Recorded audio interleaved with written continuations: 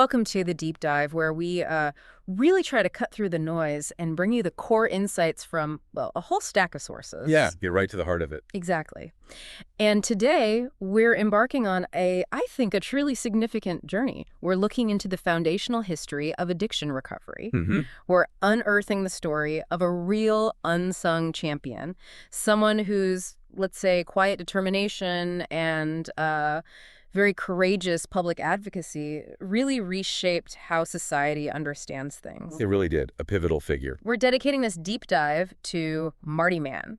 Now, that's a name you might not immediately recognize, but her impact on how we view alcoholism is, well, it's profound. Absolutely profound. She stands as a pioneer. And notably, she was the first woman to achieve lasting sobriety within Alcoholics Anonymous. Which in itself was just a huge, huge accomplishment back then. Right, especially in a movement that was, still finding its feet. Very much so. Still figuring things out. So if you've ever stopped to think about how far the conversation around addiction has actually come, Yeah. from all that hush, shame, and moral judgment to, well, today's public health dialogues and compassionate treatment, Right. you're about to discover one of the most pivotal figures who really laid that groundwork. She really did build that foundation. And I mean, imagine the sheer courage it must have taken Yes. to stand up publicly in a world that, frankly, just saw addiction as a character flaw. A moral weakness. Yeah. A sign of moral weakness, something you had to hide away in disgrace. That was the world Marty Mann lived in. That was the reality. And she decided, no, I'm going to change it. It's truly fascinating, isn't it, how one person's personal triumph, their own journey, can become the catalyst for such a sweeping systemic change. We're talking about transforming not just individual lives, which is huge in itself, Of course. but the entire fabric of societal understanding around this issue. Yeah. Her journey, it really makes you ask, doesn't it? What kind of vision, what kind of resilience, what strategic thinking does it take for just one person to ignite that kind of widespread shift in public perception? Well, that's precisely the mission for our deep dive today. We want to unpack Marty Mann's enduring legacy. Let's do it. We're going to explore this through sort of three main pillars. First, we'll delve into her personal journey, achieving that lasting sobriety within AA.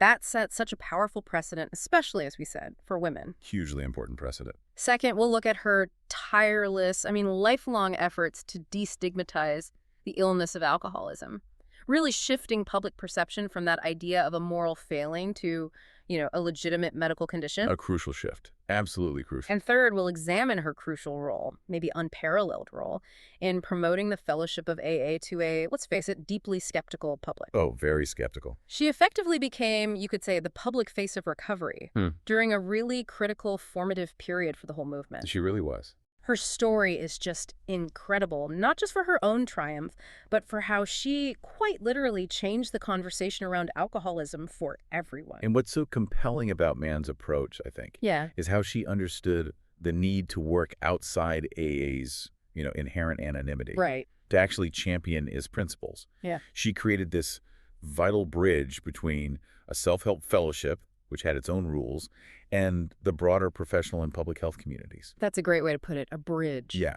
So this isn't just like a historical account. It's a really compelling story of resilience, of vision, and frankly, the sheer power of changing perception. Yeah. Both on an individual level, within someone, and within our collective consciousness as a society. Okay, so to really grasp the magnitude of Marty Mann's impact, we need to start at the beginning, set the scene, the very early days of Alcoholics Anonymous. Right, back in the 30s and early 40s. Exactly.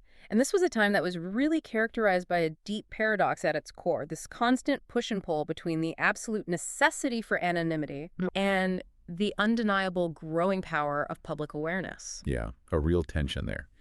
In its earliest stages, AA had this almost monastic secrecy about it. It was a posture born directly from the deep shame, the pervasive stigma surrounding alcoholism back then. You can't really overstate that stigma, can you? No, you really can't. The co-founders, the early members, they felt this overwhelming need to shield themselves from public distrust, from contempt.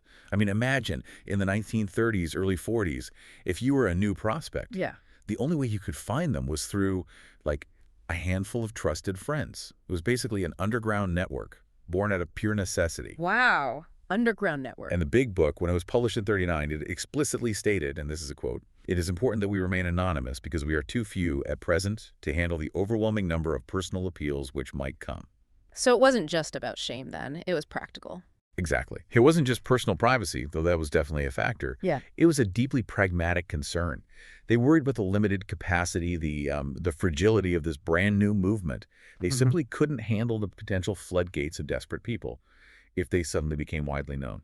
And this wasn't like a universally agreed policy without any arguments, right? Yeah. Even among the founders, there were some pretty intense internal discussions. Oh, absolutely. Co-founders like Dr. Bob, for instance, he was, the text says, frankly dubious about things like widespread publicity or setting up hospitals, employing paid missionaries, even fundraising. Really? Why was that?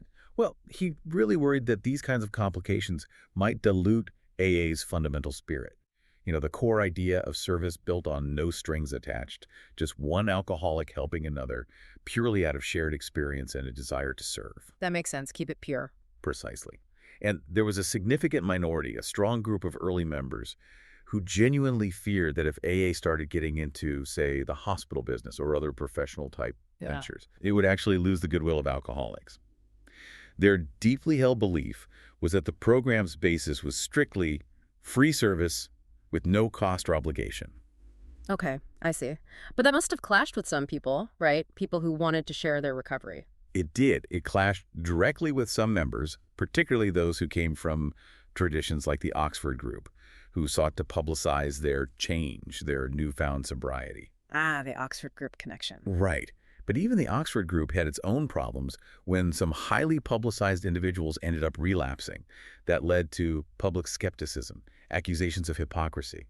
It's a really true thing. It sounds like a very human struggle. You have this life-saving thing, you desperately want to share it. Right. But you also desperately need to protect this vulnerable new community from public scorn, maybe even from collapsing under the weight of attention. Exactly. It was about self-preservation, absolutely. And protecting the very delicate message itself from being misunderstood or distorted. That dynamic really makes you think, doesn't it? Imagine being part of that group, offering this incredible life-saving help, but feeling like you absolutely must operate in the shadows just to survive and maintain your core principles. Yeah. How incredibly challenging must that have been? Balancing that self-preservation with the burning desire to reach more people who are still out there suffering. An immense internal conflict. It truly defined early AA. And it speaks volumes about the profound shame tied to alcoholism at the time, where even people in recovery felt they had to hide. Yeah, absolutely. And, this tension, it brings us right to a really significant turning point. Because while those internal debates were happening, Right. an external event came along and decisively pushed AA into the public consciousness, like it or not. Okay, what was that? The big catalyst for this massive shift was an article published in the Saturday Evening Post. This was back in 1941, written by Jack Alexander. The Jack Alexander article? Yeah. Hey, I've heard of that. Yeah, it's widely cited as ushering in nothing less than a membership flood. Yeah. It just changed AA forever. There's a story about one early member, Oscar. Okay. He vividly recalled working with 17 newcomers who just showed up right after that article came out. But, and this is telling, apparently they all got drunk again pretty quickly. Oh, wow. Which prompted Dr. Bob to advise him, maybe a bit bluntly, that he was doing this 12th step work for himself, and that these newcomers were actually doing him a favor by giving him the chance to practice the step. That's a fascinating detail. It highlights not just the immediate, maybe overwhelming impact of that sudden public recognition, Right. but also that delicate balance again between service and maybe self-interest or ego. A reminder that carrying the message wasn't about being a hero. Exactly. It wasn't about ego. But the article definitely shifted how AA spread its message. It wasn't just individual travelers carrying the word anymore. So how did it spread then? The Big Book, which funnily enough had initially been used more like a prospectus for fundraising, it quickly became the primary way to reach new people. And this transformation really cemented New York, where the General Service Office was. Right. It became the nerve center for publishing, for distribution. It created a more standardized way for the message to get out there. Okay, so the book became key. Very key. And this whole period really reinforced what AA would later call its principle of attraction, not promotion. Attraction, not promotion. Explain that a bit. Well, the core idea was, and still is, pretty profound. People would be drawn into recovery, and they'd want to stay If they saw that members had something they desired, sustained sobriety, maybe peace of mind, a sense of purpose. Right, things they lacked. Exactly. Rather than if the program tried to actively sell itself, the emphasis stayed firmly on personal stories, on shared experience, on empathy. Like the saying, all we have to offer is our own story. And the ability to empathize and listen to others. Yeah. Exactly.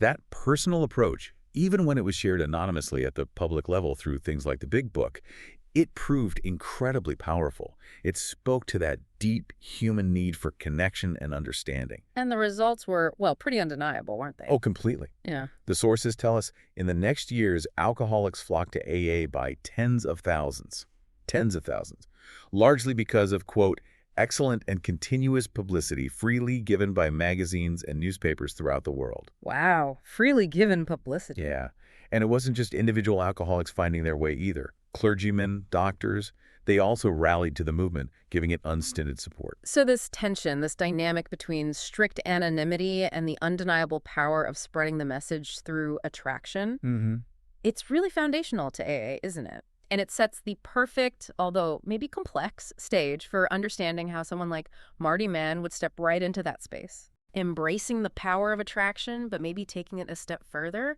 to reach those still suffering on a massive public scale. Absolutely. Yeah. You connect this to the bigger picture. That exponential growth of AA in the 40s and beyond, it wasn't an accident.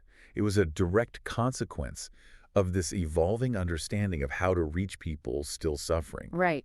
It really highlights that strategic balance they had to strike between protecting the fellowship's integrity, its anonymity, and fulfilling its primary purpose, carrying the message. Yeah. And this historical context is absolutely essential for understanding just how radical Marty Mann's vision really was. Yeah. Because she moved beyond just personal attraction to actively redefining alcoholism for society as a whole. And her vision truly was radical for its time. It directly confronted the prevailing societal views on alcoholism back then. Oh, completely. Before Marty Mann's widespread advocacy, the landscape for understanding alcoholism was frankly pretty bleak, just shadowed by ignorance and judgment. It really was a landscape of condemnation. Alcoholism was overwhelmingly seen as a character flaw, a sign of profound moral weakness or just a severe lack of willpower. And that societal judgment wasn't just external, right? It was internalized. Deeply, corrosively internalized by the people suffering. I mean, imagine the weight of that shame. There's one powerful quote from an alcoholic back then. "I was the lowest thing that God let live. I was lower than a snake that crawled on its belly because I was an alcoholic." Wow, that's heavy. Isn't it? It just perfectly captures the deep shame, the self-condemnation that permeated their lives. It made recovery seem not just difficult, but almost impossible from a moral standpoint. Yeah. The philosopher William James even talked about this phenomenon. He called it medical materialism, where people tend to discredit states of mind they don't like by calling them nothing but expressions of our organic disposition. So reducing it down to just biology or flaws? Exactly. Yeah. And this intellectual framework, unfortunately, it just further contributed to dismissing the genuine suffering of alcoholics, reducing these complex human struggles to mere biological defects or worse, moral failings. It's easy to see how that prevailing attitude played into a kind of collective illusion of control, too, both for the public and for individual drinkers. How so? Well, the belief that, alcoholism only happens to other people with some kind of physical or mental defect. Right. Not me. Exactly. Gives us an easy way to address the conflict in our brains. It provides this comforting but totally false reason to believe we are in control even when we know we are not. It just further entrenches the denial, the stigma. That's a really good point. And you think about it, even today, how easy is it sometimes to judge someone's struggles, especially if they seem self-inflicted? How might our own biases stop us from seeing the deeper truth, the deeper suffering, the complex factors at play? Yeah. Marty Mann had to cut through all of that noise. That illusion, that deep-seated judgment, that was precisely what Marty Mann challenged with just relentless passion. The paradigm shift she championed was defining alcoholism as a disease. The disease concept. The disease concept. Now, this idea wasn't entirely new to early AA members themselves. Many had already started to experience this liberating realization individually. Okay. There's a text, Experience Strength and Hope, that reveals an early member's profound relief. He said, "I realized that there were other people in this world who behaved and acted as I did, and that I was a sick person, that I was suffering from an actual disease. Oh. It had a name and symptoms, just like diabetes or TB. I wasn't entirely immoral. I wasn't bad. I wasn't vicious. That personal insight, that was groundbreaking for individuals. It transformed self-loathing into an understanding of illness. And Marty Mann basically took that powerful individual understanding and made it her life's mission to bring it to the public, to society. Exactly. That was her mission. And a pivotal moment for getting broader, scientific acceptance came in 1956. That's when the American Medical Association, the AMA, officially classified alcoholism as a disease. 1956, that's huge. Which is massive. This formal recognition provided crucial scientific and professional endorsement for the arguments Mann had been making persistently for years. It wasn't just some casual statement, it was a landmark decision that really legitimized her decades of advocacy. And what did that AMA definition actually say? It explicitly stated that alcohol addiction becomes a disease when the neural pathways associated with the behavior of drinking are so deeply ingrained, they have changed the way the brain functions. Changed the way the brain functions, so moving it firmly into the medical realm. Precisely. From the pulpit to the clinic, as you said earlier, and this wasn't just, a mid-century medical idea. Modern research continues to profoundly support and expand on this complex view. Yeah. It adds crucial layers to what Mann seemed to grasp intuitively back then. Oh. Well, addiction is now understood as this incredibly complex interaction between human beings and their environment. It has biological, chemical, neurological, psychological, medical, emotional, social, political, economic, and spiritual underpinnings, as Gabor Mate explains it. So not just one thing. Not a singular failing at all. It's a multifaceted condition. And furthermore, it profoundly alters brain processes that themselves guide decision-making and motivation, making the drug seem, quote, more important than college, or even basic survival, according to Maya Salovitz. More important than college. Wow, that really puts the powerlessness idea into perspective, doesn't it? It really does. Think about how incredible. They implanted electrodes in the rats' brain reward circuits, and they found that these rats would literally neglect their young and forewent sex and food, even to the point of starvation, to continue stimulating this part of the brain. Good Lord. To the point of starvation. Yeah. It's a powerful and, frankly, disturbing image, isn't it? Yeah. But it's not just some obscure lab experiment. It vividly illustrates how deeply ingrained, almost primal, the drive for a substance can become, overriding even basic survival instincts. Right, which is exactly why calling it a lack of willpower is just such a profound misunderstanding. Precisely, something Marty Mann intuitively grasped decades ago, long before we had this level of detailed neuroscientific understanding. That's a crucial point. And it helps explain why someone like Gail Storm, who was a public figure open about her recovery, could put it so succinctly. She said, "Alcoholism is a disease. It is not a character weakness. It's a legitimate disease. It's an okay disease. You don't have to be ashamed of it. It has nothing whatsoever to do with willpower. If I had diabetes, would people tell me to use my willpower to get rid of it? No, they wouldn't." That analogy just perfectly captures the paradigm shift Marty Mann was fighting for. So what does this all mean for us listening today? It means Marty Mann was out there advocating for a truth that was absolutely revolutionary at the time. Yeah. Helping people understand that their struggle wasn't some moral failing, not a deep character flaw, but a legitimate illness. An illness that deserved compassion, medical attention, effective treatment, not just condemnation or punishment. Her tireless work really did transform the public narrative around a condition that was just so deeply stigmatized. And the societal and personal impact of embracing this disease concept was truly transformative, wasn't it? Oh, massively. By reframing alcoholism, it removed huge barriers. Yeah. It enabled alcoholics to admit defeat, step one in AA. Yeah. Recognizing powerlessness over alcohol without feeling like they had to completely obliterate their self-worth. Right, powerlessness over a condition, not just a moral failure. Exactly. They could finally recognize their powerlessness over alcohol because of a medical condition, not just because they were bad people, which was incredibly liberating for so many. That makes sense. Now, while the disease concept was undeniably revolutionary, it is worth noting, just for nuance, that some modern perspectives offer a more, let's say, critical view. They caution against blaming only the individual. Okay, how so? Well, someone like Holly Whitaker argues, for instance, that Alcoholics Anonymous echoes the lie big alcohol wants you to believe. The problem is not the drug. The problem is the people who can't use the drug. Shifting focus to the substance and the environment. Right. It highlights the ongoing evolution of our understanding, the need to look at broader systemic responsibility, the role of the substance itself, marketing, availability, social factors. But that absolutely doesn't diminish Mann's initial critical contribution in shifting the fundamental conversation toward empathy and medical understanding in the first place. No, absolutely not. It's an important nuance, though. It lets us appreciate Mann's groundbreaking work while still acknowledging that the science and societal understanding continue to evolve. It's complex. Very complex. And by framing it as a complex disease, Mann opened the door to addressing a much wider range of underlying issues, didn't she? Beyond just individual choice or character. Yes, precisely. This includes looking at crucial factors like childhood trauma and pre-existing mental illness, things like social dislocation, even the often overlooked impact of maternal stress during pregnancy, all things that can predispose individuals to addiction. So it moves us way beyond just a simplistic view of personal responsibility. Way beyond, towards a more holistic, scientific, and ultimately compassionate understanding. And recognizing it as a complex disease also underscored its devastating physical toll, right? Not just on the drinker. Absolutely. It extends far beyond the individual. Alcohol, as the sources state, disrupts nearly every process, system, and organ of the body, and its societal consequences just ripple outwards.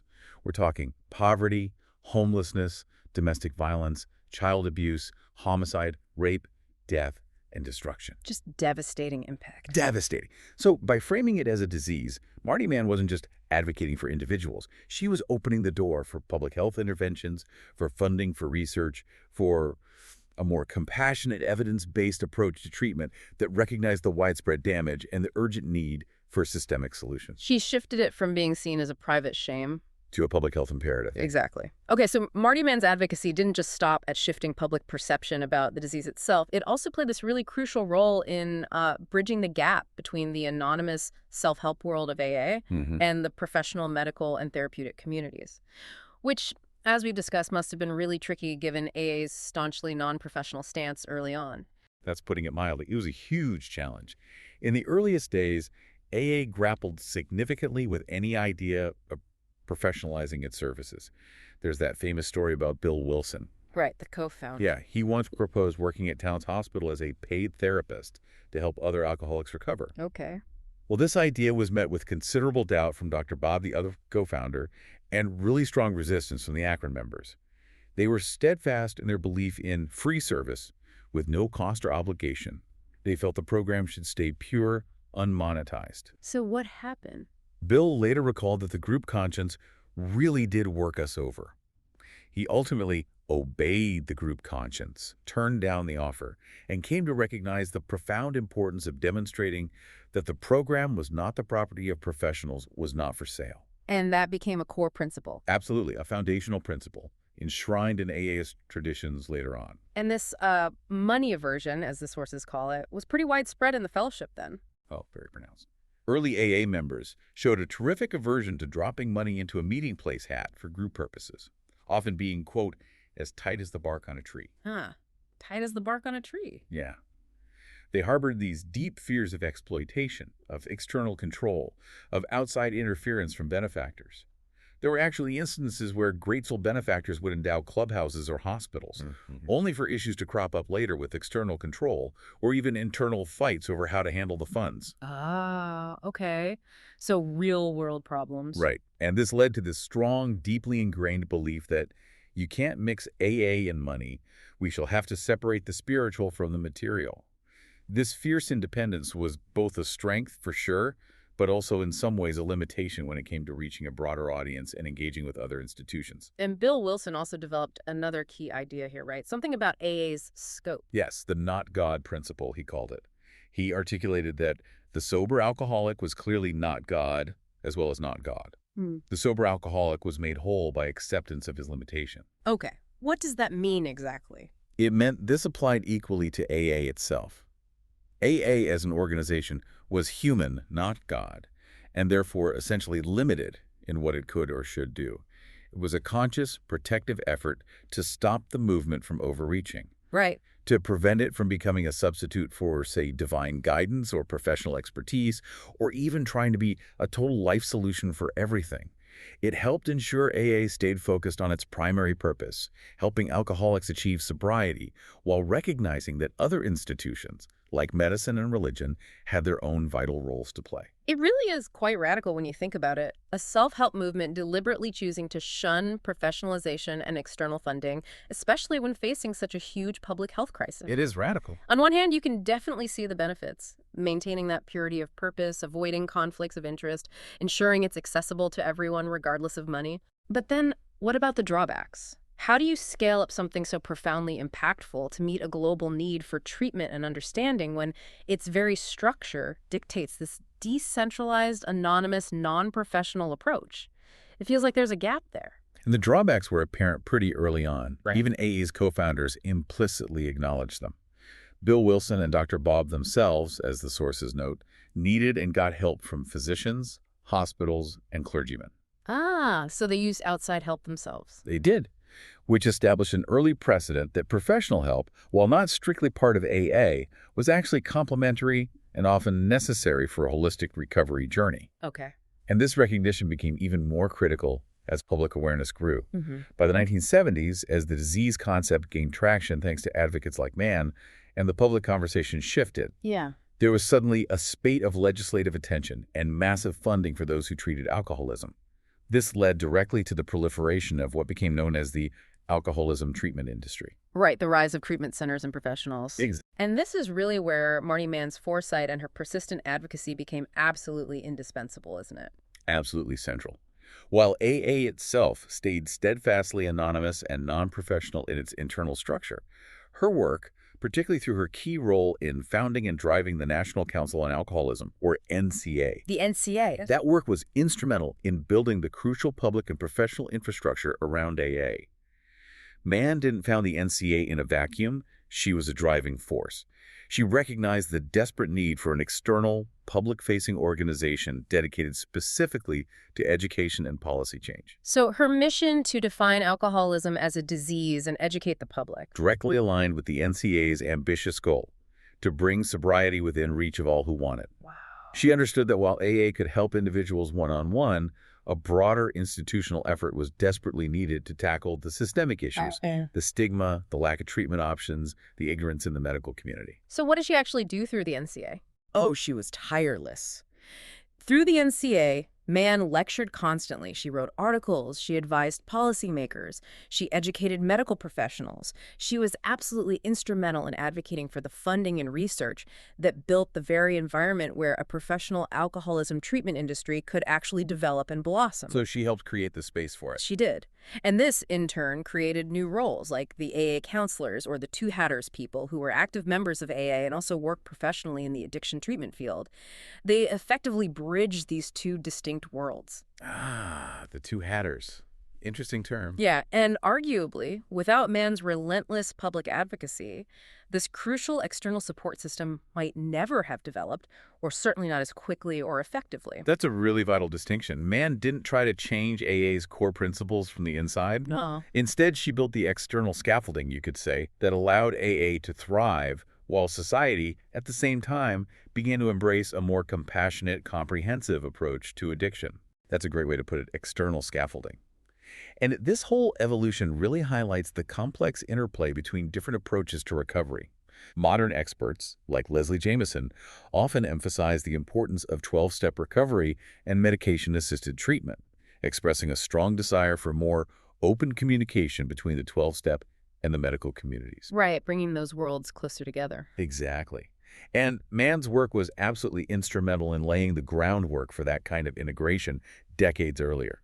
She advocated for an understanding of alcoholism that welcomed multiple avenues of healing and support avenues that went far beyond what AA alone could or even would provide within its traditions. It really raises an important question for us looking back. How does a movement maintain its core principles, like self-support and anonymity, while still effectively engaging with and influencing a broader medical and professional community? Yeah.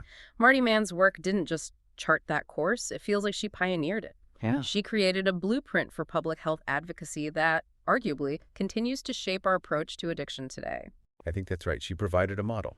That distinction between AA's internal anonymous nature and the external advocacy for the disease concept, which Marty Mann champions so fiercely, That seems absolutely key to her legacy. It really is. She truly became the public face of recovery, didn't she? Not just for AA, but for empowering people, especially women, to finally seek help. And it's important to acknowledge that, in many ways, 12-step recovery programs are founded on what you could describe as a more feminine model of support and healing.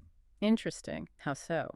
Well, while the language of the original steps, written primarily by men in the 1930s, can sometimes feel a bit archaic, Sure. the underlying spirit, as Stephanie Covington notes, offers an opportunity for us to explore both our recovery from addiction and our empowerment as women.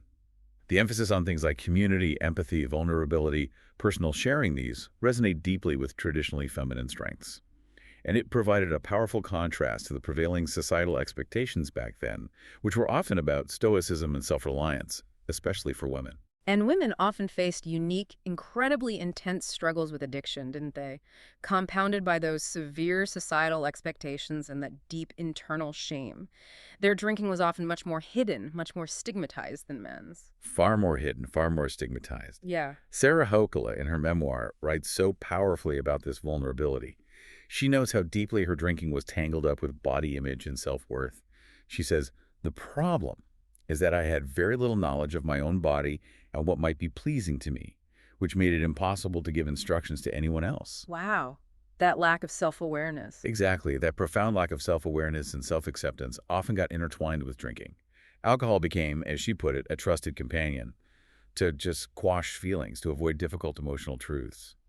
And that led to patterns of prioritizing others' pleasure or just enduring deep regret afterwards. And Caroline Knapp gives another really poignant example, right, about family dynamics. Yes.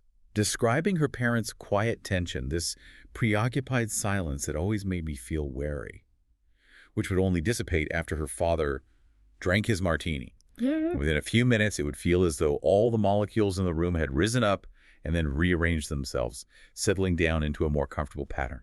So alcohol became the perceived solution. That unspoken family dynamics, yeah. Mm-hmm. Shaping generational patterns, creating environments where women often carried the weight of emotional labor and unspoken suffering. And for women, the shame of addiction often led to profound isolation. Hippola recalled, "Sobriety could be so isolating. Sometimes I felt like I was living on an island."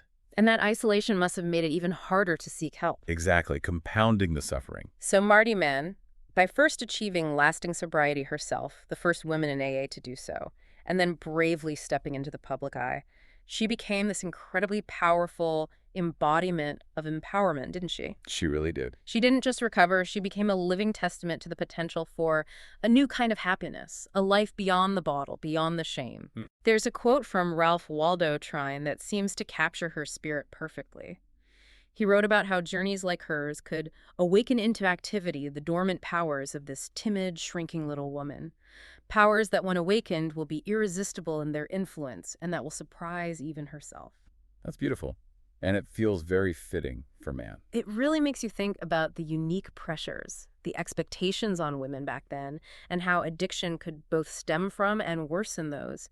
How incredibly vital was it for a woman not just to recover, but to then lead this charge for public understanding and support, to become that visible beacon of hope? Her leadership was absolutely critical, precisely because she offered that visible beacon. And she achieved this by actively carrying the message, which is, the core of the 12 steps. Right, the action step. Having had a spiritual awakening as a result of these steps, we tried to carry this message to alcoholics and to practice these principles in all our affairs. This is the action step, where, as they say, the joy of living is the theme. And the best way to do that is by example. That's what the Little Red Book Study Guide emphasizes. The best 12-step work we can do is by example. Using the tools of the program, we are called upon to go out there and participate in a full, rich, and creative life. Marty Mann absolutely embodied this.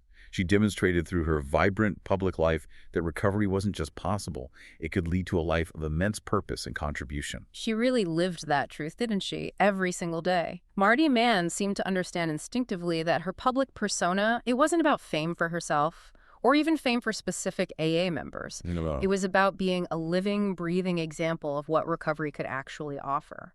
She showed a deeply skeptical public through countless speeches, articles, personal interactions that sustained sobriety was genuinely possible. Yeah. And that alcoholics weren't morally bankrupt individuals, but sick people who could get well and lead productive, meaningful lives. And the simplest way to do that, to 12-step someone, according to Stephanie Covington, is just to tell the stories of our drinking, our using behavior, how we began recovery, and what our experience has been with the steps. That personal sharing. Exactly. That personal sharing, stripped of ego, focused purely on the message of hope in the process of recovery. That was Mann's most powerful tool for connecting with the public and just shattering those deep-seated myths. It truly was. But carrying that message effectively, especially in public, required some really specific qualities, didn't it? Absolutely. Crucial qualities. Humility, gratitude, and above all, discretion. The principle of anonymity, specifically, the tradition of 100% personal anonymity before the public, is considered the greatest safeguard that Alcoholics Anonymous can ever have, according to the 12 Steps and 12 Tradition. Why is that safeguard so important? Well, the tradition prevents individual egos from overshadowing the message. It ensures that no single person becomes a star or the sole spokesperson for AA. Even Bill W. himself admitted to instances of anonymity breaking in his early days. Really? Yeah. And he learned the hard way that, quote, the temporary or seeming good can often be the deadly enemy of the permanent best. Protecting the principle was paramount for the long-term health of the fellowship. Okay. So how did Marty Mann manage that? She was public. She navigated that incredibly delicate balance with a remarkable strategic vision. She championed the message, the possibility of recovery, and the disease concept through her work with the NCA. She appeared publicly as Marty Mann, advocate for alcoholism education. Right, not as Marty Mann, AA member. Exactly. She didn't claim to represent AA publicly. She didn't draw undue attention to individual AA members. She meticulously protected AA's anonymity while simultaneously, and very effectively, publicizing its core principles and the reality that recovery was possible. She threaded the needle perfectly. She really did, protecting AA while promoting recovery. And that's really the core of her enduring legacy, isn't it? Marty Mann moved the whole conversation beyond just focusing on the low-bottom cases. Yeah. You know, the people who were already desperate, near death, which had been the primary demographic for early AA. Right. She broadened the appeal significantly. Her advocacy helped demonstrate that recovery was possible and necessary for anyone affected by alcoholism, regardless of their perceived bottom or their social standing. She basically humanized the disease for everyone. And her approach was genuinely comprehensive. She understood that while the spiritual way of life that was the AA program was absolutely vital for individual recovery, it needed to be complemented by the efforts of outside professionals and a much broader public health understanding. She championed the idea that knowledge is most valuable when understood and applied. That foresight, it really laid the groundwork for the kind of integrated, compassionate approach to addiction treatment that we strive for today, doesn't it? It really does. An approach that combines spiritual growth, medical care, psychological support, community engagement, all the pieces. Her work really highlights that ongoing tension, even today, between 100% personal anonymity before the public for AA members and the absolute essential need for public education about alcoholism. She navigated that challenge with just remarkable grace and strategic vision, paving the way for a more integrated, more humane approach to addiction treatment and prevention for everyone. It makes you reflect, doesn't it? How did Marty Mann's strategic leadership and her public visibility manage to not only destigmatize alcoholism, but also by meticulously working both within and outside the established boundaries of AA? Right. How did she set the stage for a more integrated, compassionate approach, an approach that recognized addiction's complex nature, moving beyond individual moral failing and ultimately brought hope to millions? Her methods allowed the message of recovery to permeate society without compromising the core principles of the fellowship itself. It was quite brilliant, really. As we start to wrap up this deep dive into the extraordinary life and legacy of Marty Mann, it's just so clear that her impact is, well, almost immeasurable. Truly immeasurable. She was a genuinely groundbreaking woman, not just in achieving that lasting sobriety herself, which was huge, but in her tireless, lifelong dedication to helping others, opening doors that had previously been locked tight by shame and ignorance. And her pivotal influence in defining alcoholism as a legitimate disease that fundamentally changed public perception. It shifted it irrevocably from being seen as a moral judgment to being understood as a medical condition. Yeah. And that crucial reframe, it laid the groundwork for a much more compassionate, much more effective approach to treatment and recovery. It impacted public policy, medical practice for generations to come. And she served as that absolutely critical bridge, didn't she? Connecting the anonymous fellowship of AA with the broader, often skeptical public and the professional world. Yeah, that bridge analogy is perfect. Her advocacy didn't just speak to individual suffering, it spoke to institutions. It paved the way for future advancements in addiction science, in treatment, fostering an environment where seeking help is, thankfully, far less stigmatized than it once was. Indeed. And while so much progress has been made since her time, the journey of understanding addiction, it continues, doesn't it? Absolutely. Ruby Warrington observes what she calls the murmurs of a revolution in our collective relationship with alcohol today. It shows that the profound conversations Marty Mann started all those decades ago are still evolving, still challenging us. Yeah. And as Al-Anon, another program deeply rooted in this history, reminds us, recovery can involve as much unlearning as learning. It pushes us to constantly reevaluate old ideas, to embrace new insights about ourselves, our society, and our complex relationship with substances. Her legacy is just such a powerful reminder that one person, armed with profound personal experience and just unwavering conviction, can genuinely change the world. It really can. So as you reflect on Marty Mann's incredible story, we want to leave you with a perhaps provocative thought to consider. This is inspired by Annie Grace. Okay. Alcohol causes poverty, homelessness, domestic violence, child abuse, homicide, rape, death, and destruction. Alcohol doesn't just affect the drinker, but everyone around them. Yeah. So we have an obligation to ourselves and the generations to come to expose this hideous disease for what it is, and we have a choice. We are doing this to ourselves. We can be the change. We can stop the cycle. We've put tobacco in its place. Why can't we do the same for alcohol? Wow. That's a powerful question to end on. It really invites you, the listener, to consider Marty Mann's legacy not just as history, but as a compelling call to action for right now. What role do you play in continuing to destigmatize addiction, in advocating for compassionate, evidence-based solutions, and ultimately in helping to make all things new for those still suffering? Carrying forward the torch that she so bravely lit all those years ago?